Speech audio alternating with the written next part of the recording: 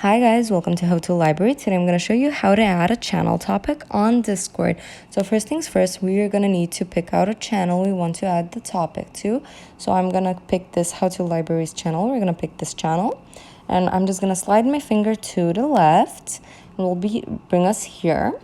And then on the top right corner, there's a little person icon. We're going to click on that.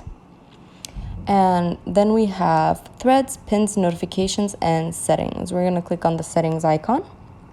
And we have channel name and then channel topic.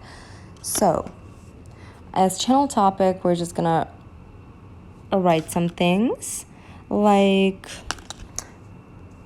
just talking with some friends and making videos. And then we're going to click on the top right corner on the save icon.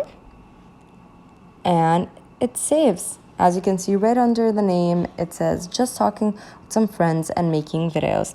And that's about it.